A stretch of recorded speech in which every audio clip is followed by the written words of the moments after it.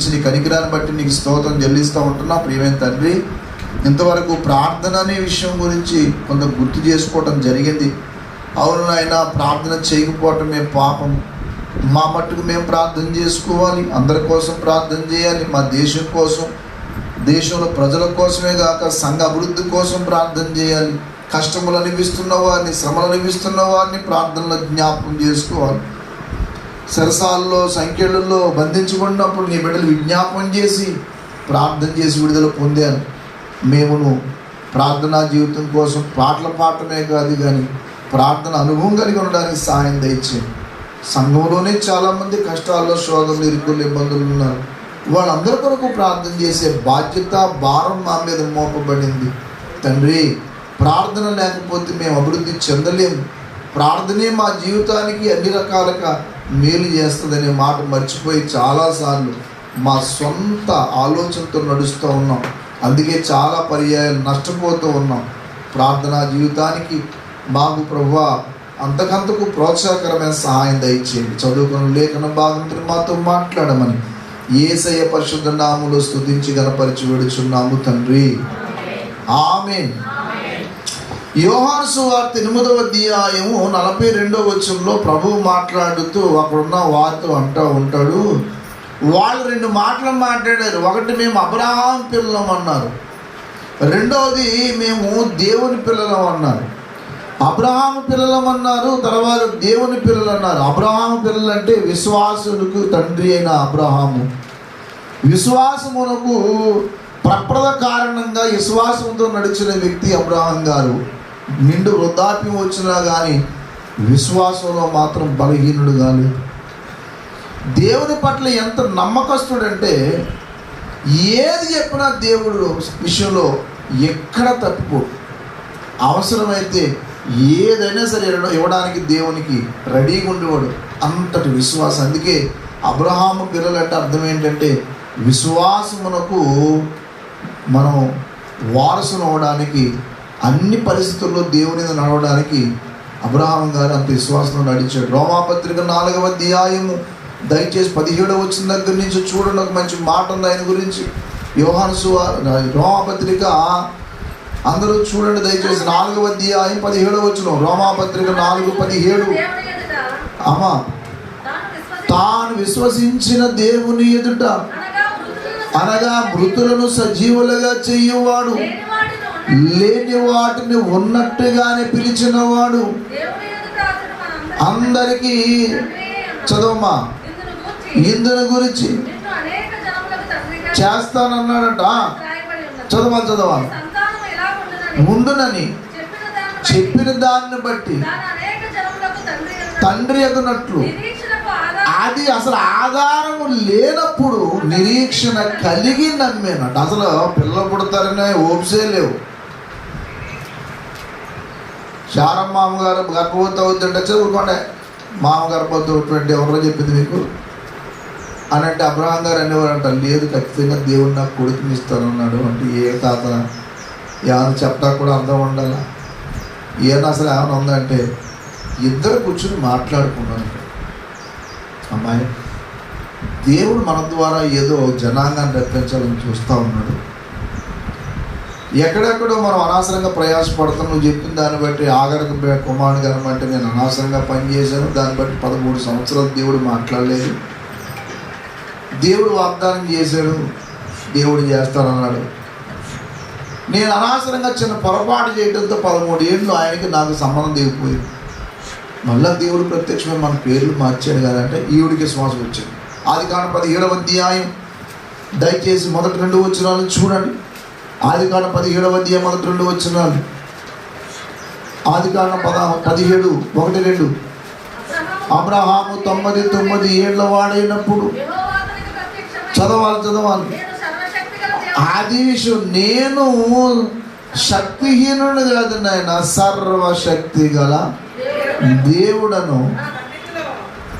నడుచుచు నిందారహితుడు ఉండైనా. ఇలాంటి నిందలు ఎందుకు అయి తెచ్చుకుంటాం?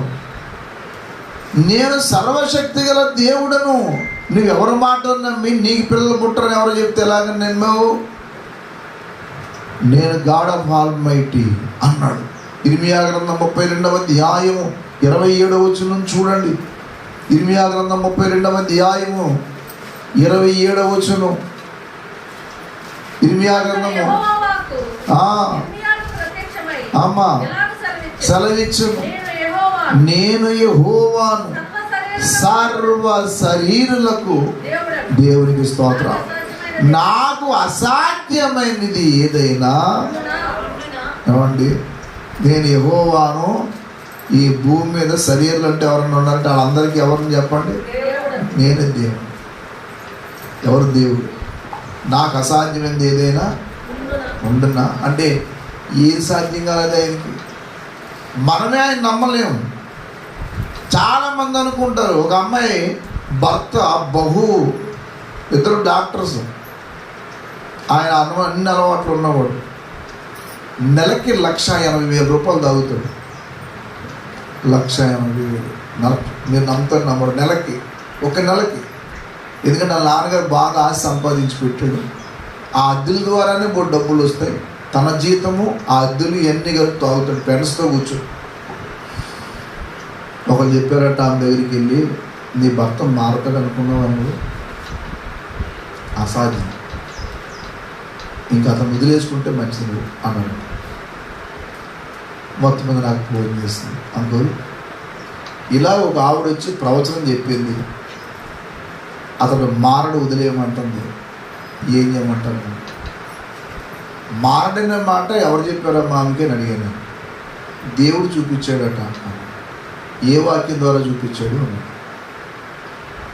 ఏమో అంటూ వాళ్ళు చెప్తుంది ఆవిడ. పై వదిలేసి ఇంటికి వెళ్ళిపోవడం అని అంటే, సరే అంటే నువ్వు దేవుని యొక్క శక్తిని తక్కువ అంచనా వేసి ఆమె మాట్లాడుతున్నావు, నువ్వు దేవుని శక్తి మీద నువ్వు నమ్మకం లేదా అన్నాను. ఉందంకులు అని అంటే, ఉందని అన్నావు కదా, ఓ పని చేయి, వారంలో నువ్వు ఉపవాసం ఉండగలిగినన్ని రోజులు ఉపవాసం ఉండు, నీకు ఓపుకున్నంత ఓ సమయం పెట్టు. ఎంతవరకు నువ్వు ఏ ఉద్యోగం లేస్తున్నావో లేదో నేను నన్ను అడగను, కానీ నీకు ఒక బాధ్యత పెడుతున్నా. ఏకుని లేచి ప్రభు సన్నిధిలో మొరపెట్టు కదా. నువ్వు తప్పనిసరిగా జ్ఞాపకం చేయి. వారంలో నువ్వు ఎన్నిసార్లు ఉపవాసం ఉండగలుగుతావో, నేను చెప్పను, లేదా నెలలో ఎన్నిసార్లు ఉపవాసం ఉంటావో ఉండి ప్రార్థించు. కొన్ని రోజుల్లో నువ్వు సాక్ష్యం చెప్తావు. మరి ఆవిడ అలా చెప్పింది కాబట్టి నేను చెప్పింది మాట, నేను దేవుడి మాట చెప్తున్నాను, నా మాట కాదు. వాక్యాన్ని నమ్మితే ఆ పని చేయి. ఏమన్నాడు? నేను సర్వ శరీరులకు దేవుడను. ఏమండి, ద్వితీయోపదేశకాండం 32వ అధ్యాయం 29వ వచనం చూడండి మాట.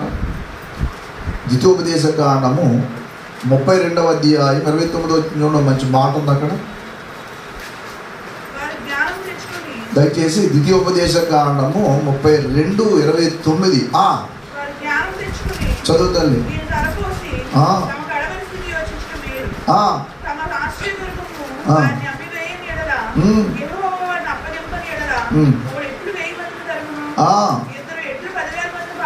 పారదొలుదురు, వారి ఆశ్రయదుర్గము మన ఆశ్రయదుర్గం వంటిది కాదు. ఎందుకు మన శత్రువులు ఏంటి చెప్పండి? తీర్పనులు. ఒక మంచి మాట ఉంటుందండి అక్కడ. ఆ మాట ఏంటనంటే, అందులో చెప్తూ అంటాడు, నాకు సమస్తము నా వశములోనే ఉన్నాయి, మీరు ఇంకోటి అనుకోకండి. ఏమండి, దయచేసి మరణం కూడా నా వశమే. 39 అండి, 32-39. ఇదిగో నేనే దేవుడను, నేను తప్ప వేరొక దేవుడు లేడు. మృతు బృందించువాడును బ్రతికించువాడును నేనే, గాయపరచువాడును నా చేతిలో నుండి విడిపించువాడు ఎవడును లేడు. నాకు చెప్పాలి ఇప్పుడు. ఇదిగో నేనే దేవుడు, నేను తప్ప ఏమి లేదు చెప్పండి. అంటే ఏదైనా చేయగలను అనే దానికి ఎన్నో విషయాలు. కాబట్టి ఆయన సర్వము చేయగలడు. సమూయేలు గ్రంథము మొదటి గ్రంథము 2వ అధ్యాయము, సమూయేలు మొదటి గ్రంథము 2వ అధ్యాయము 2వ వచనం దగ్గర నుంచి చూడండి. యెహోవాను బట్టి అన్నమ్మ గారు విజ్ఞాపన చేస్తూ దేవుని స్తుతిస్తూ ప్రభువుని గానం చేస్తూ ఈ మాట మాట్లాడుతుంది. ఒక స్త్రీ ప్రవచిస్తున్న మాట చూడండి. యెహోవా వంటి పరిశుద్ధ దేవుడు, యెహోవా వంటి పరిశుద్ధ దేవుడు ఒకడును లేడు. నీవు తప్ప మరి ఏ దేవుడును లేడు. మన దేవుని వంటి ఆశ్రయదుర్గము లేదు. చదవండి. యెహోవా అనంత జ్ఞానియగు దేవుడు, అనంత జ్ఞానియగు దేవుడు.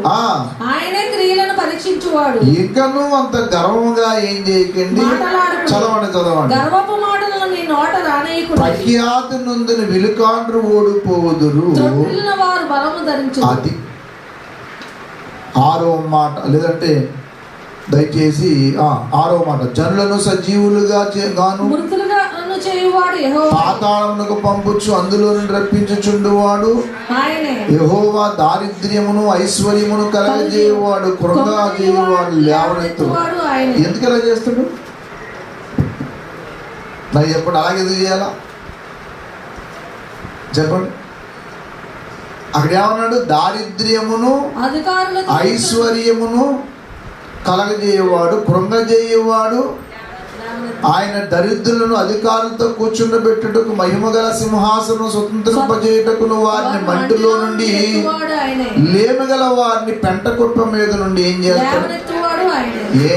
ఎన్ని కార్యాలు చేసే దేవుడు, ఏది అసాధ్యమైంది ఏంటి? అప్పుడు ఆ అమ్మాయికి ఈ విషయం చెప్పిన తర్వాత ఒక మాట చెప్పింది. అయితే నెలకు ఒక 3 రోజులు ఉపవాసం ఉంటాను నాకు. ఏం జరిగింది తెలుసా మీకు? సరిగ్గా ఓ సమయం వచ్చింది, అతడే అన్నాడట, ఇంకా చిన్నపిల్లలా ప్రవర్తిస్తే మనం బాగోదు, ఏదైనా చేయాలి అని. నెలకి 38,000 అద్దె కట్టే స్థలంలో ఒక మెడికల్ క్లినిక్ ఒకటి ఓపెన్ చేశారు. దేవునికి స్తోత్రం కలుగునగాక. అందరూ ఏం చెప్పారు? ఆ అబ్బాయి ఏం చేయడు, ఇంకా మారడు. మనలో ప్రార్థనా శక్తి ఉంది, ఎందుకు మారడు? అందుకనే దేవుడు మనకి తండ్రి అయితే అనే మాట మొదలుపెట్టి, అది విషయం. యోహాను సువార్త 8:42 గుర్తుపెట్టుకోండి. యోహాను సువార్త, ఒకడు నన్ను ప్రేమించిన, చదవండి. ఒకడు ఏమండి 41 చదవండి. మీరు మీ తండ్రి క్రియలే చేయుచున్నారని వారితో చెప్పినందుకు వారు, మేము విభచారం వల్ల పుట్టిన వారము కాము, దేవుడు ఒక్కడే మాకు తండ్రి. యేసు వారితో ఇట్లా, దేవుడు మీకు తండ్రి అయిన ఎడల అది విషయం. బాగా వినండి. 2 విషయాలు చెప్పి 3 విషయాలు చెప్పి ముగిస్తా. ఒకటి, దేవుణ్ణి తండ్రిగా కలిగి ఉన్నప్పుడు అసాధ్యమైన కార్యాలు మనకి సుసాధ్యం చేస్తాడు. దేవునికి స్తోత్రం. ఎందుకు తెలుసా? మన పిల్లల కోసం మనం ఎంత త్యాగమన్నా చేస్తాం. మన పిల్లల కోసం.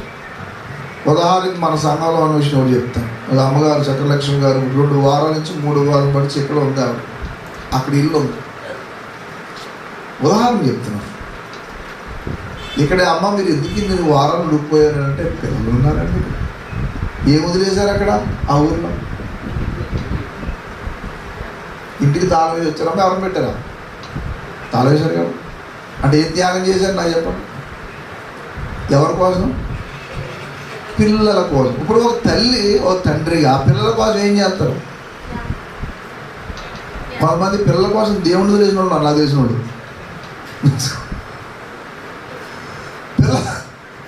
పిల్లల కోసం దేవుడు వదులుకోవడం అంత దారుణం కోటి ఉండదు, కానీ అంతకంటే ఘోరం ఉండదు. ఎందుకంటే ఆ దేవుడు ఆ పిల్లల్ని ఇవ్వాలి. అంటే వాళ్ళు ఏంటంటే వదిలేటంటే అర్థం ఏంటంటే ఆ పిల్లల్ని చూసుకుంటూ దేవుడు మర్చిపోయి ఉంటారు. అది పని ఎప్పుడు చేయకండి.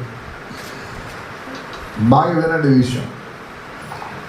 దేవుణ్ణి ప్రేమించినప్పుడు మనకి సమస్తమును బాగా, మొట్టమొదటిగా మీరు దేవుణ్ణి ప్రేమించండి. రెండవది వాక్యాన్ని ప్రేమించాలి. ఒకటి ఎవరిని ప్రేమించాలి? దేవుడిని ప్రేమించాలి. రెండవది ఏం చెప్పండి? వాక్యాన్ని ప్రేమించాలి. మూడవది సహవాసాన్ని ప్రేమించాలి. సంఘమును ప్రేమించండి. బాగానండి. సంఘమును ప్రేమించి యేసయ్య ప్రాణం పెట్టాడంట కదా. ఎఫెసీ పత్రిక 5వ అధ్యాయము, నేను 2వ మాట కూడా చెప్పి మేము ముగిస్తాం. దయచేసి ఎఫెసీ పత్రిక 5వ అధ్యాయము బాగా వినాల ఒక మాట. ఎఫెసీ పత్రిక 5వ అధ్యాయం 27వ వచనం. అటువలే క్రీస్తు కూడా సంఘమును ప్రేమించి అట్టిది మరి ఏదైనా లేక పరిశుద్ధమైనదిగా నిర్దోషమైనదిగా మహిమగల సంఘముగాను ఆయన తన ఎదుట ఎవరిని ప్రేమించామా? సంఘమును మనం కూడా ఎవరిని ప్రేమించాలి? సంఘమును. 2వ కొరింథీ పత్రిక 12వ అధ్యాయము 2వ కొరింథీ పత్రిక 12వ అధ్యాయం 14-15 వచనాలు చూడండి. ఇదిగో ఈ మూడవసారి మీ యొద్దకు వచ్చుట. 2వ కొరింథీ పత్రిక 12వ అధ్యాయం 14-15 వచనాలు. ఇదిగో ఈ మూడవసారి మీ యొద్దకు వచ్చుటకు సిద్ధముగా ఉన్నాను. చదవాలి. వచ్చినప్పుడు మీకు భారముగా ఉండను. మీ సొత్తును కాదు, మీ డబ్బులు కాదు నేను ప్రేమించేది, మిమ్మల్నే మీరే కావాలి నాకు. పిల్లలు తల్లిదండ్రుల కొరకు కాదు. చదవాలి. తల్లిదండ్రులే పిల్లల కొరకు ఆస్తి అంటే తల్లిదండ్రులకు దేవుడు బుద్ధి చెప్తున్నాడు.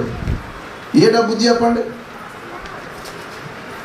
పిల్లలు తల్లిదండ్రులకు కాదు. ఆకున్న మాట చెప్పండి కాదు.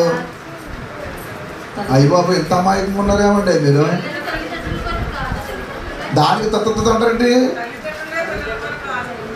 పిల్లలు తల్లిదండ్రుల కోసం కాదు, తల్లిదండ్రులే పిల్లల కోసం ఏం చేయాలా అంటే బుద్ధి చెప్తున్నాడు దేవుడు. చెప్పకనే ఏమని?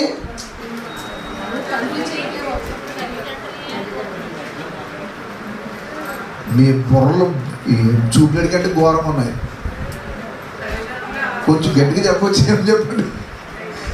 పిల్లలు ఉన్న వాళ్ళు, తల్లిదండ్రులైన వాళ్ళు పిల్లల కోసం ఏదో ఒకటి ఏం చేయాలన్నమాట, సమకూర్చాలి అనేది ముఖ్యమైన విషయం. అంటే నా తల్లి తండ్రి నన్ను ఇంత దారుణంగా ముంచెళ్ళారు అనుకోకూడదు ఎవరు.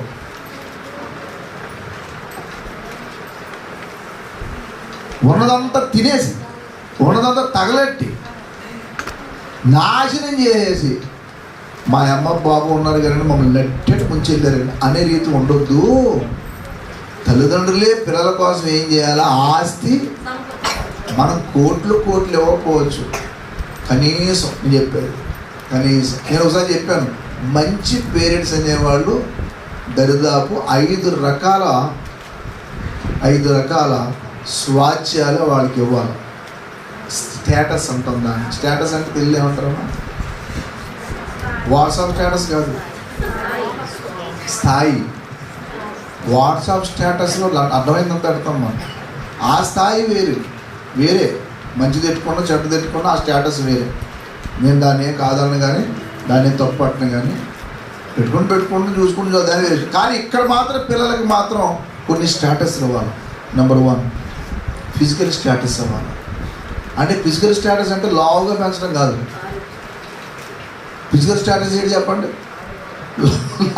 సోమరులుగా పెంచడం కాదు. వాళ్ళకి అన్ని పనులు నేర్పిస్తూ ఫిజికల్గా వాళ్ళని అన్ని రకాలుగా ఒక ఉన్నతమైన స్థాయికి తీసుకురావాలి. Physical status. 2వది మోరల్ స్టేటస్. 3వది మెంటల్ స్టేటస్. ముందు ఏం చెప్పండి? Physical status. ఫిజికల్గా వాళ్ళు ఎంత యాక్టివ్ అంటే చాలా యాక్టివ్ అండి బాబు. మొన్న ఎవరో పిల్లలు అడుగుతున్నాడు మావయ్య, వాళ్ళ అమ్మంది, వాళ్ళ మావయ్య ఆ పిల్లలు ఉంటుండగా వాళ్ళ అమ్మని అడుగుతున్నాడు, అమ్మ నాకు పెళ్లి చేయమంటే ఈ పిల్ల అంటుంది, అక్క కూతురు చెల్లి కూతురు, ఏమిటి పెళ్లి చేయమంటావు? నీకు ఉద్యోగం లేకుండా ముందు ఉద్యోగం సంపాదించుకో, పెళ్లి చేద్దాం. అమ్మమ్మ పెళ్లి చేయకీడికి అంటుంది. నువ్వన్నా చేసుకోవే అన్నాడు సరదాగా. అంటే నేను ఎందుకు చేసుకుంటాను? నేను ఉద్యోగం లేనివాడిని, నువ్వు ముందు ఉద్యోగం సంపాదించుకో, మంచి పెళ్ళి అవుతుంది అంటుంది పిల్ల. దానికి మా ఉంటే 4-5 సంవత్సరాలు ఉంటాయి. ఎటకారం వాడుతున్నాడు సరదాగా. మరి నాకు పెళ్ళి ఎలా కలుగుతుంది అంటే, ఉద్యోగం వస్తే పెళ్ళి అవుతుంది, ఉద్యోగం సంపాదించుకో ముందు, అప్పుడు పెళ్లి చేస్తారు. అమ్మమ్మ చేయకే ఆయనకి అంటారు. చిన్నపిల్ల అయితే బుద్ధి వచ్చిన అంటే సరదాగా మాట్లాడినా కానీ ఫిజికల్ స్టేటస్ అనేది పిల్లలు ఎంత యాక్టివ్గా ఉండాలంటే ప్రతి చిన్న విషయంలో ఆ స్టేటస్ మనం ఇవ్వాలి. కొంతమందికి ఏం చేయటం రాదు, ఊరికి తిట్టడం పడుకోవడం వచ్చు. మరి ఎందుకు నేర్పించలేదు నువ్వు అంటే నేర్పించాలట. రెండవది ఏమన్నా చెప్పండి, మోరల్ స్టేటస్, నీతి నియమాలు. ఆడ అబద్ధం ఆడిన భయపడాలి, పొరపాటు కూడా ఆడ అబద్ధం ఆడడం. మనోళ్ళు అబద్ధం నోటి సింపుల్ ఉంటుంది, అబద్ధం ముందు వెనకలు వెళ్తారు, అబద్ధం ఈజీగా మాట్లాడుతారు. ఎందుకు రేటు అబద్ధం? మోరల్గా ఎట్టి పరిస్థితులు మాట తప్పడు, తాగటం తిరగటం చేయడం మోరల్ ఎప్పుడు దాంట్లో. నీతి నియమాలు అంటాం. మూడోది ఏం చెప్పండి, ఫైనాన్షియల్ స్టేటస్. ఆర్థికంగా వాళ్ళకి అన్ని విషయాల్లో ఇది ఇలా ఉంటుంది నాయన, ఈ విషయం జాగ్రత్త. డబ్బులుంటే ఏం చేసుకుంటామని కాదు, ఖర్చు పెట్టుకునేటప్పుడు ఖర్చు పెట్టాలి, జాగ్రత్త జాగ్రత్త. పిసిరారిగా ఉండొద్దు కానీ జాగ్రత్తగా ఉండు. ఉన్నదంతా ఈరోజు తగలెట్టుకుంటే ఎలాగా? జాగ్రత్త ఉండాలి. ప్రతి వాళ్ళకి చెప్తున్నాను నేను, జాగ్రత్త అనేది చాలా ముఖ్యము. ఫైనాన్షియల్ స్టేటస్ పిల్లలకి ఇవ్వడం నేర్చుకోవాలి. ఫైనాన్షియల్గా నా తల్లి చాలా ఒప్పుడు చేసిందండి. కొంతమంది కనబడ్డ బట్టంతా కొడుతుంటారు, కనబడ్డ వస్తువులన్నీ కొంటుంటారు. ఏమో అర్థం కాదు, ఎందుకు కొంటారో వీళ్ళకి అర్థం కాదు. కొన్ని వస్తువులు కొంతమందికి ఎన్ని ఉన్నా సరే సార్. మరి పిల్లలు అడిగితే ఏం చెప్తాం? అనవసర అప్పులకి ఎప్పుడు వెళ్ళద్దు. ఏ రోజులో కూడా నేను చెప్తున్న మాట బాగా గుర్తుపెట్టుకోండి, ఎవరెవరి మాటలో నమ్మి అప్పు చేయదు. నేను చాలాసార్లు చెప్తాను, ఇక్కడ దేవుడు పనికి చేసేటప్పుడు కూడా అప్పు చేసి మాత్రం ఎప్పుడు చేయదు. అందరు ఇస్తున్నారు కాబట్టి నేను ఇవ్వాలనే సిస్టమ్ పెట్టుకోకండి. ఇక్కడ ఆ సిస్టమ్ లేదు. ముందు ప్రార్థనలో వాక్యాలు ఎదగండి చాలు. మీరు ఆర్థికంగా బాగుంటే మీరు అడగకుండా మీరే ఇస్తారు. అనవసరంగా అప్పులు ఎప్పుడు చేయదు. పిల్లలకు కూడా అది నేర్పొద్దు. ఈ అప్పు చేస్తే ఈ పరిస్థితిలోకి వస్తుందిరా, ఇది గుర్తుపెట్టు. ఒక పాస్టర్ గారు ఉన్నాడు నాకు తెలిసిన, పబ్లిక్లో చెప్తున్నాను, ఏమనుకోను, ఆన్లైన్లో వెళ్తున్నాను. 5 రూపాయలు వడ్డీకి చేస్తాడు, తీర్చడే 10 రూపాయలు వడ్డీకి చేస్తాడు. ఇలా చేసి అలా చేసి మొత్తం 3 చర్చలు అమ్మేశాడు. చర్చలు మందిరాలు సంఘస్థులందరూ కష్టపడి ఉంటే వాళ్ళ ఆడవాళ్ళ కోసం మోసుకున్న స్థలాలు అమ్మేశాడు, చర్చలు అమ్మేశాడు. ఏం చేసావు పోనీ ఏదైనా చేసావు అంటే ఎందుకు చేసాడు ఎవరికి అర్థం కాదు. 1,00,000 రూపాయలు అప్పు. కొన్నిసార్లు ఏమో ఆ అప్పులు ఎందుకు చేస్తారో వీళ్ళకి అర్థం కాదు. ఒకసారి ఒక ఆయన వచ్చి 10,000 అప్పటి ఎందుకని అడిగాడు, టీవీ కోసం అంటారు. ఒక మా బంధువులు ఇంటికి వచ్చారంటే చిన్న టీవీ ఉందని ఎటకాలం చేస్తున్నారు, పెద్ద టీవీ కొనుక్కుంటాను, మీరు 10,000 అప్పుడు ఉన్నాను. నేనన్నాను, మా ఇంట్లోనే పెద్ద టీవీ లేదురా బాబు, నేనే చిన్న టీవీ చూస్తాను, ఇంట్లో చూసుకో కాలితే టీవీ కోసం అప్పు చేయటం ఏంటరా బాబు అన్నాను నేను. అంటే ఏంటన్న గారు పెద్ద టీవీ తప్ప అంటాడు. పెద్ద టీవీ ఉంటుంది తప్ప అంటలేదు, అప్పు చేసుకుంటాం ఏంటి? కొంతమంది కిస్మిస్కి కొత్త బట్టలు ఉంటేనే కానీ కిస్మిస్ కాదు వాళ్ళకి. డబ్బులు కొనుక్కుంటాం, లేనప్పుడు ఎందుకు వేసుకుంటాం? డబ్బులు లేవు, ఉంటే కొనుక్కోండి, తప్పే ఉంది. లేవు, పాత బట్టలు ఏం చేసుకుంటాం చెప్పండి? ఇస్త్రీ చేసుకుని 50 కిస్మిస్ వస్తే అదే ఆడుకోవాల్సి అప్పు ఏంటని. ప్రతి చిన్నదానికి అప్పుకి వెళ్ళి అలవాటు పిల్లలకి ఎప్పుడు చేయకూడదు. ఫైనాన్షియల్ స్టేటస్ నేర్చుకోండి. దేవుణ్ణి ప్రేమించే వ్యక్తులు ప్రతి వ్యక్తి, వాక్యాన్ని ప్రేమించే ప్రతి వ్యక్తి, పిల్లల్ని ప్రేమించే ప్రతి వ్యక్తికి ముందు ఏం చేయాలి చెప్పండి? వాళ్ళకి ఫిజికల్ స్టేటస్ ఇవ్వాలి, మోరల్ స్టేటస్ ఇవ్వాలి, ఫైనాన్షియల్ స్టేటస్ ఇవ్వాలి. 4వది స్పిరిచువల్ స్టేటస్. అసలు స్పిరిచువల్ స్టేటస్ ముందు ఎందుకు చెప్పలో చెప్తాను. ముందే భక్తి అంటే అన్ని వదిలేసి భక్తి చేయమంటారు ఎట్టి అంటారని నేను 4ది పెట్టాను. ఆధ్యాత్మికంగా వాళ్ళని మీరు నిలబెట్టిన రోజున వాళ్ళు ఇందులో పాడవరాళ్ళు. బాలుడిని ఎప్పుడైతే ప్రభు సన్నిధిలో పెంచుతారో వాడు అన్ని రకాలుగా అభివృద్ధి చెందుతాడండి. దేవునికి స్తోత్రం కలుగును. మనము లేవు, వాళ్ళని లేగనము, మనం ప్రార్థన చేయము, వాళ్ళని ప్రార్థన చేయము, మన వాక్యం చదవము, వాళ్ళ వాక్యం చదవరు, ఇంకెలా బాగుపడతారు వాళ్ళు. నేను లేచేటప్పటికే నా తల్లి మోకాళ్ళ మీద ఉండి కన్నీళ్ళు గార్చింది. నా తల్లి యొక్క కన్నీటి ప్రవాహంలో నేను ప్రభు పాదాల దగ్గర కొట్టుకొచ్చాను అన్నాడు భక్తుడైన దైవజనుడు సెయింట్ అగస్టిన్. రాత్రులు పడుకుంటేనట తల్లి దేవుణ్ణి అడిగేదంట, ప్రభువా నన్నన్నా చంపే, నా కొడుకు నన్ను మార్చు, నన్ను చంపేనాయన, నా కొడుకు 18 సంవత్సరాల వయసుకి దారుణంగా చెడిపోయాడు, నేను బతకాలనుకుంటలేదు, నేను చచ్చిపోతే ఇక్కడ చచ్చిపోతాను అంటే అని కూడా ఆ రోజు లేచి, ఎందుకమ్మా అలాగే ఏడితే ఎవరు చచ్చిపోయేదేంటి, నా కొడుకు చచ్చిపోయాడు, నేను చచ్చిపోవడం ఏంటి, అవునాయన ఒకనొక టైం వచ్చింది అగస్టిన్ మామూలు తవలది సెయింట్ అగస్టిన్ అయ్యింది. దేవునికి స్తోత్రం. మనం ఒకరు మరణాన్ని కోరుకుంటాం కానీ వాళ్ళ రక్షణ కోరుకుంటాం. వాళ్ళ రక్షణ కోరుకున్న వ్యక్తులమైతే మనమన్నా చచ్చిపోతాం, రెడ్డిగా ఉంటాం, కానీ ఆ చచ్చిపోవడం కోరుకుంటాం. వేదన గుండెల్లో ఉన్నప్పుడు నా తల్లి విషయం, నా తండ్రి విషయం, నా తోబట్టు విషయంలో ఆ స్పిరిచువల్ ఆధ్యాత్మికంగా వాళ్ళు ఎదగాలని ఆశ ఉన్నప్పుడు ఏం చేస్తారంటే వాళ్ళ కోసం ఏ కడుపున పట్టుకుంటాం. దేవుని బిడ్డలారా, మీరు ఒక ఆత్మ విలువ గ్రహిస్తే నిద్రపోవండి. నా కొడుకు మారలేదని చెప్పి ఏడ్చి అలా ప్రార్థన చేస్తాను. మీరు నమ్మండి, ఒక భార్యగా, ఒక తల్లిగా, ఒక తండ్రిగా మీరు ఏ డబ్బులు ఇచ్చేంత స్థాయి మనకు లేకపోవచ్చు, మన పరిస్థితులు మారిపోయాయి, కనీసం ప్రార్థన చేయాలి. జాన్ వెస్లీ తల్లికి 19 మంది పిల్లలు, 19 మంది పిల్లలు, అందులో కొంతమంది చచ్చిపోయారు. ఆ 19 మందికి వండి పెట్టిన తర్వాత అందరు పడుకున్నాక తలంపుల దగ్గరికి వెళ్ళి ఒక్కొక్కరిని ఎత్తున చెయ్యేసి, నాయన ఈ బిడ్డను ఈ రీతిగా దీవించు తండ్రి అని ప్రార్థన చేసింది. అందులో కొంతమంది పిల్లలు చనిపోయారు. కానీ ప్రపంచాన్ని కదిలించిన 2 వ్యక్తులు మాత్రం తయారైన అందులో ఒక వ్యక్తి జాన్ వెస్లీ, రెండో వ్యక్తి చార్లెస్ వెస్లీ. జాన్ వెస్లీ వాక్యం చెప్తే చార్లెస్ వెస్లీ పాటల ద్వారా సువార్త చాటించాడు. అనేక పాటలు పాడింది ఆ వ్యక్తి. ఒక్క తల్లి ప్రార్థన, మీరు నన్ను ప్రేమించి, నా తండ్రి ప్రేమించడంలా నా ఆజ్ఞలు గైకుంటారని యేసయ్య చెప్పాను. ప్రార్థనకి అసాధ్యమైనది ఏది లేదండి. అందుకని ముందు దేవుణ్ణి ప్రేమించండి, వాక్యాన్ని ప్రేమించండి, రెండోది సంఘాన్ని, మూడోది ఏం చేయాలి చెప్పండి, సంఘాన్ని ప్రేమించాలి. సంఘాన్ని ప్రేమిస్తే నేను అందుకనే సాధారణంగా మా బంధువులింటికి కూడా వెళ్ళాను. ఏమన్నంటే అమ్మో సంఘ ప్రార్థన అంటుంటాను, ఏవో సంఘాన్ని అందుపట్టుకుని ఉంటాను అంతే. నాకు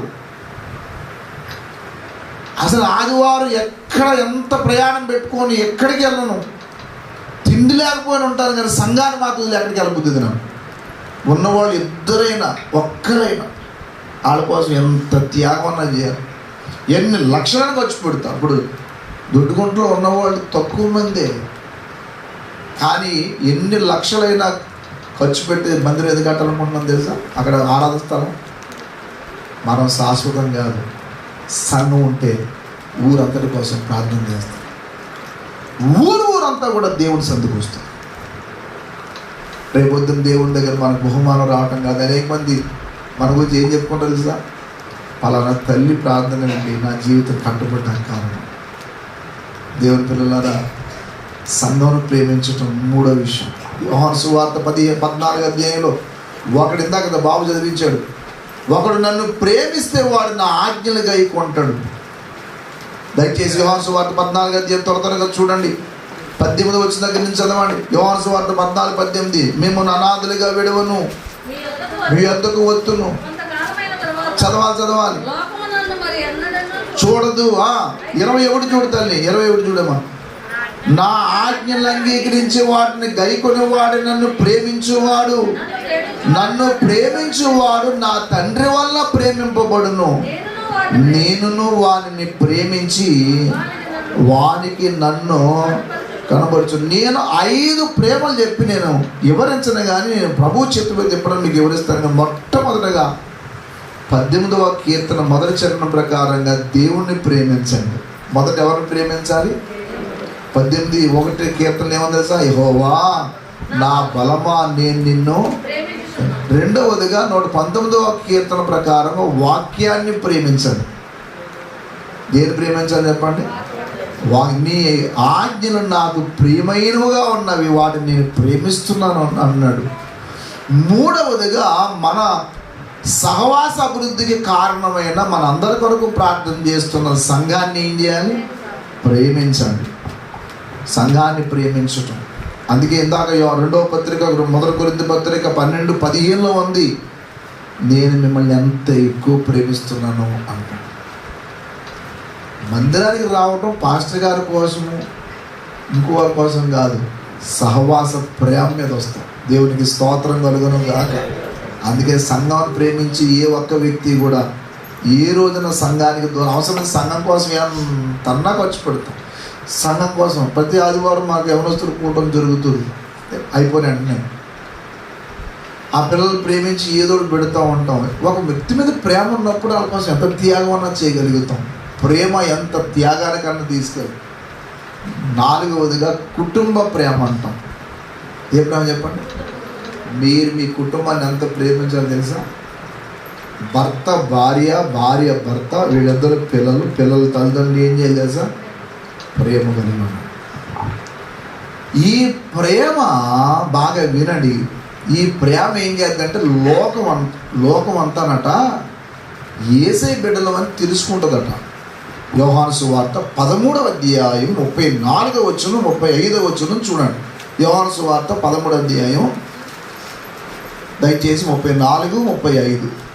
మీరు ఒకరికొకరు ప్రేమింపవలని మీ కొత్త ఆజ్ఞ ఇచ్చుచున్నాను, నేను మిమ్మల్ని ప్రేమించినట్టే మీరు ఒకని ఎడల ఒకడు ప్రేమ గలవారైన ఎడల దీన్ని బట్టి మీరు నా శిష్యులని అందరూ ఏం చేస్తారు? తెలుసుకుంటారు. చివరి మాట చెప్పి ముగిస్తారు. నశించిపోతున్న ఒక ఆత్మను ప్రేమించండి. మీరు తెలుసా, గొడవ పెట్టుకుని ఒక మనిషిని మార్చగలవా? ప్రేమించి మార్చగలవా? అంతే. మీ భర్త అయినా మీ భార్య అయినా గొడవ పెట్టుకుంటే మారరాదు, మాతరా. కానీ ఏం చేసి మార్చచ్చు చెప్పండి? ఏం చేసి మార్చవచ్చు? జస్ట్ ఒక పలకరింపు, జస్ట్ ఒక హగ్, జస్ట్ ఒక సహాయం. భర్త ఎడల భార్య ఎడల అమితమైన ప్రేమ కలిగి పిల్లల్ని ఎంత ప్రేమించాలని అంటే, నాకు నా కుటుంబం, నా దేవుడు, నా వాక్యము, నా ప్రార్థనా జీవితం, సహవాసం తర్వాత నాకు అత్యంత ప్రాధాన్యత కలిగి కుటుంబం. ఇంకొక మాటలో చెప్పాలంటే వీటన్నిటికంటే ముందు ఏం చెప్పండి? కుటుంబం. కుటుంబం బాగుంటే సంఘం బాగుంటుందా? సంఘం బాగుంటే కుటుంబం బాగుంటుందా? కుటుంబం బాగుంటేనే సంఘం బాగుంటుంది. కుటుంబంలో గందరగోళం పెట్టుకుని సంఘంకి వచ్చి ఏం ప్రార్థన చేసింది ఏముండదు. ఫ్యామిలీ లైఫ్లో గందరగోళము సంఘంలో ప్రశాంతం లేకుండా చేస్తుంది. అందుకే కుటుంబం కొరకు మీరు ఎంత కన్నీళ్ళు కార్చాలంటే, నాయన నేను చూసుకున్నా మేము చూసుకున్నా ఏం జరిగినా నువ్విచ్చిన కుటుంబం, నువ్వు ఇచ్చిన ఫ్యామిలీ. అందుకే ఎప్పుడు ఎవరి మరణాన్ని కోరుకోకూడదు. నీకు చస్తే బాగునే అంటుంటాడు ఒక ఆయన కోపం రాగా. చస్తే టీ పెట్టుకొని తెల్లవని మాట్లాడు. ఆ స్టవ్ దగ్గర కూర్చుని ఆడాల. నిజం చెప్తున్నా, యథార్థమైన మాట చెప్తున్నా. కుటుంబ జీవితం అనేది లోకంలో అందరికీ దొరకదు. తెలుసా మీకు ఈ విషయం? చాలామంది అనుకుంటున్నారు, ఎంత నేను అనుకుంటూ 3 మంది అతను ఏడ్చారు. ఫ్యామిలీ లైఫ్ అనేది దేవుడిచ్చిన ఒక కృప. ఇది మర్చిపోకండి ఎప్పుడు కూడా. మనకు కొన్నిసార్లు తెలియక ఏదో కొన్ని తప్పుడు ఆలోచన మనుషులుగా మనం చేస్తాం, కానీ దేవుడు ఎప్పుడు తప్పు చేయడు. మానవులు మనకు కొన్ని అనవసరంగా కొన్ని అనిపిస్తాయి. వాటి వల్ల భవిష్యత్తులో మనం సజీవంగా ఉన్నప్పుడు ఎంత బాధపడతామంటే, అప్పుడు ఈ స్టెప్ చేయకుండా ఉంటే ఇప్పుడు ఈ రీతిగా ఉందని చెప్పి అప్పుడు ఆలోచన చేస్తాం. ఒక అక్కగా నాతో నేను చెప్తున్నా, యథార్థంగా ఎక్కడి నుంచి చెప్తున్నాను, తమ్ముడు మా నాన్న వల్ల నా కుటుంబం అడిగిపోయింది. అది చెట్టుకోగలగన్న చాలా ప్రేమగా, ఏం ప్రేమగా తమ్ముడు, చిన్న సమస్య వచ్చింది, ఇల్లమ్మా సర్దుకో, ఏం పర్వాలేదు అంటే ఒక్క మాటతో అయిపోను. ఏమన్నాడు తెలుసా తమ్ముడు, వచ్చేసాయి, నాకు పెన్షన్ ఉంది, ఈ అమ్మకు ఉద్యోగం ఉంది, ఏ లోటు ఉండదు అన్నాడు. కానీ తర్వాత సంగతి నేను మర్చిపోయాను. ఆ చిన్న వయసులో నాకు ఆలోచన లేదు, కనీసం నీలాంటి పరిచయం ఉంటే సరిపోను, నేను ఆ ఒక్క మాటను బట్టి వచ్చేస్తే ఆయన చాలాసార్లు తిరిగాడట. ఆయన మాట కాదని ఎన్నిసార్లు బతిమాడు అమ్మాయి, కానీ పేరు ఒకటి వచ్చింది, ఒక నోటంలో ఆపాను. ఇప్పుడు లేకుండదు, నేను చెప్తున్నాను, వయసులో అలాగ అనిపిస్తుంది నీకు, తర్వాత బాధపడతా అంటే అన్నట్టుగానే చెప్పింది. తమ్ముడిని అన్నాడు అతను ఆ రోజున. ఇప్పుడు అనిపిస్తుంది ఇలాంటి జీవితం బతకూడతాం. చాలామంది ఏమనుకుంటారంటే ఎవరో చెప్పిన మాటలు నమ్మేసి ఇలా తీయలకు సొంతంగా వచ్చిన మాటలు బట్టి కుటుంబ ప్రేమను ఈరోజు పోగొట్టుకున్నాం. ఎంత ప్రార్థన చేయాలి తెలుసా? నాయన జీవమనే కృపావరంలో మాకు కృప ఇచ్చావు, సహాయం చేయాలి. ఒక కుటుంబ జీవితంలో ఏది జరిగింది అవన్నీ మర్చిపోండి, వదిలేండి. ఇక దాన్ని బట్టి పదే పదే అలా పడుకున్నప్పుడు అలా ఆలోచన చేస్తూ వదలకండి, అవి అనవసరం చేయకండి. ఇక్కడ నుంచి దైవసనలో ప్రేమించి దేవునితో. నేను ఇంకో ప్రేమ చెప్పాను, నశించిపోతున్న ఒక పాపిని ఏం చేయండి. నేను 5 ప్రేమలు చెప్పాను, ఒకటి ఏమన్నా అని చెప్పండి, దేవుడు. రెండవది, మూడవది, నాలుగవది, ఐదవది నశించిపోతున్న వ్యక్తుల్ని. వాళ్ళ కోసమే అంత దూరం ప్రయాణం చేస్తాను. ఒక్క వ్యక్తి కోసం అడుగులోకి వెళ్తాను. ఒక ఆయన అన్నాడు, ఏడు ఒక్కడి కోసం దూరం వెళ్తారేమండి అంటే, ఆ ఒక్కడే 100 మంది అవుతాడు. మీ బంధువులు ఎంత దూరం ఉన్నా సరే ఆ ఒక్కడి కోసం ప్రార్థన పెట్టక అక్కడికి వెళ్ళండి. మీ భారం చూసి, మీ ప్రేమ చూసి అది మారి అక్కడ అనేక మందికి సాక్షులు అవుతారు. అలాంటి కృపలు ఎదుగుదాం. ఒకడు నన్ను ప్రేమించిన ఎడల నా ఆజ్ఞలు ఏం చేస్తాడు చెప్పండి, గైకొంటాడు. గైకున్నప్పుడు దేవుడు వచ్చి మన దగ్గర ఉంటాడట. దేవుడు వచ్చి ఏమంటే చూడండి, ఆ మాట ప్రార్థన చేసుకుందాం. యోహాను సువార్త 14వ అధ్యాయము చూడండి, ఒక మంచి మాట ఉంది అక్కడ. 14వ అధ్యాయం 23వ వచనం. అందరూ చూడండి. యేసు, ఒకడు నన్ను ప్రేమించిన ఎడల వాడు నా మాట గైకొనును, అప్పుడు నా తండ్రి వారిని ప్రేమించును. ఆ మాట పట్టుకోవాలి మీరు. మేము వాని యొద్దకు వచ్చి, ఎవరు వచ్చి ఉంటారంటే మన పక్కన. ఇప్పుడు మీరు మాట మనం ఎప్పుడైనా ఏమనుకుంటాం చెప్పండి, ఎవరుంటే బాగుంటుంది అనుకుంటాం మన పక్కన. దేవుడిని బాగుంటుంది అనుకుంటామా? మనకు నచ్చిన వాళ్ళు అందరూ ఉంటే బాగుండు అనుకుంటాం. కానీ దేవుడు ప్రేమిస్తే దేవుడు చేంజ్ చేస్తాడట. అంతేకాదు, నన్ను ప్రేమించిన వారిని ఆస్తి కర్తనలు చేస్తాడు. దేవుడినే ప్రేమిస్తే మనల్ని ఆస్తి కర్తనలు ఏంటండి ఏదైనా చేస్తాడు. అలాంటి ప్రేమతో ముందుకు వెళ్దాం. ప్రభువు ఆ కృపాభాగ్యం మనందరికీ దయచేయను గాక. కళ్ళు మూసుకొని ప్రార్థించండి. ఒక చిన్న మాట పరీక్షించుకోండి. అన్నీ ఉండొచ్చు, ప్రేమ కరువై ఉండవచ్చు, కానీ ప్రభువుని అడగండి.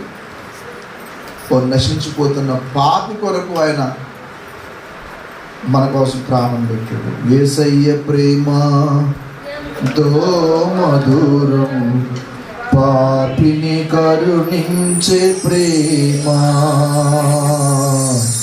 యేసయ్య ప్రేమ ఎంతో మధురము, పాపిని కరుణించే ప్రేమ. తన ప్రాణమునిచ్చి కాపాడునులే, తన రెక్కల క్రింద దాచునులే. తన ప్రాణమునిచ్చి కాపాడునులే, తన రెక్కల క్రింద దాచునులే. యేసయ్య ప్రేమ ఎంతో మధురం, పాపిని కష్టాలలో కుమిలి ఉన్నప్పుడు కడ చేర్చెను నన్ను ఆ ప్రేమ. కన్నీటి గాథలో ఉన్నప్పుడు కన్నీరు తుడిచెను ఆ ప్రేమ. కష్టాలలో కుమిలి ఉన్నప్పుడు కడచేర్చిను నన్ను ఆ ప్రేమ. కన్నీటి గాథలు ఉన్నప్పుడు కన్నీరు తుడిచిను ఆ ప్రేమ. కలవరపడి నేనున్నప్పుడు కనికరించెను ఆ ప్రేమ. కలవరపడి నేనున్నప్పుడు ఆ ప్రేమ. కలతలు బాపి కరములు చాపి తన కౌగిట నన్ను దాచినుగా. కలతలు బాపి కరములు చాపి తన కౌగిట నన్ను దాచెనుగా. యేసయ్య ప్రేమ ఎంతో మధురం, పాపిని కరుణించే ప్రేమ. యేసయ్య ప్రేమ ఎంతో మధురం, పాపిని కరుణించే ప్రేమ. ప్రార్థన చేద్దాం. కష్టాలు కన్నీళ్ళు మనకు లేవని దేవుడికి తెలియకుండా ఏముండదు, అన్నీ తెలుసు. కానీ మనము ఆయన ప్రేమించినప్పుడు మన ప్రక్క నుండి మనం నడిపించే తండ్రి. కాబట్టి ఏం ప్రేమిస్తున్నావు? దేని మీద ప్రేమ ఉన్నది? దేవుని సంఘం మీద, దేవుని పని మీద, వాక్యం మీద, దేవుడి మీద, కుటుంబం మీద ప్రేమ ఉందా? ప్రేమ కలిగిన తండ్రి, పరిశుద్ధుడు అయిన ప్రభువా, నీ పేరే ప్రేమ గల దేవుడు నాయన. నువ్వు ప్రేమ స్వరూపివి. అందుకే మమ్మల్ని మీరు ఏమీ కోరటం లేదు, కానీ నిన్ను ప్రేమించమన్నావు, నీ వాక్యాన్ని ప్రేమించమన్నావు. ఏ సంఘమునైతే రక్తం ఇచ్చి సంపాదించావు ఆ సంఘాని కోసం ప్రేమ చూపించి మమ్మల్ని ప్రేమించమన్నావు. ఈ లోకంలో మేము జీవించడానికి మేము ఒంటరిగా బ్రతకలేము. కుటుంబ జీవితం దేవా, మేము ప్రేమ కలిగి జీవించే తత్వం ఉండాలని హెచ్చరిక చేస్తూ ఉన్నాం. ఒక నశించిపోతున్న వ్యక్తుల్ని ప్రేమించకపోతే వాళ్ళు మారరు నాయన. వాళ్ళు చేసే చెడ్డవాటిని మేము అసహించుకుంటామేమో, కానీ వారిని మాత్రం ఎప్పుడు మేము అసహించుకుంటేలాగా మా మనసును ఉంచొద్దు. మమ్మల్ని దర్శించండి ప్రభువా. ప్రేమ కలిగి లోకంలో ఉన్న వారందరి కోసం ప్రాణం పెట్టావు. అందుకని మీరు ప్రేమ కలిగి నడుచుకోమన్నావు. మీరు మమ్మల్ని ప్రేమించి ప్రాణం పెట్టావు. అలాగే ప్రేమ కలిగి నడుచుకోమని ఎఫెసీ 5:2 చెప్పావు. తండ్రి, కూడి వచ్చిన సంఘ బిడ్డలందరూ వీటిని ప్రేమిస్తున్నారో, దేన్ని ప్రేమిస్తున్నారో గమనించుకునే కృప ఇవ్వండి. ఇహలోకంలో వస్తువులు, ఈ లోకంలో అలంకారం, ఈ లోకంలో ఉన్నదంతా ఇవన్నీ కూడా అశాశ్వతమైతే అవ్వచ్చు. కానీ నీ ప్రేమతో జీవించి, నిన్ను ప్రేమించే, నీ వాక్యాన్ని ప్రేమించే కృప మా అందరికీ దయచేసి నడిపించమని యేసయ్య పరిశుద్ధ నామములో స్తుతించి గణపరిచి ఆరాధించి వేడుచున్నాము తండ్రి. ఆమేన్, ఆమేన్, ఆమేన్. అందరూ లేచి నిలబడదాం. ప్రభు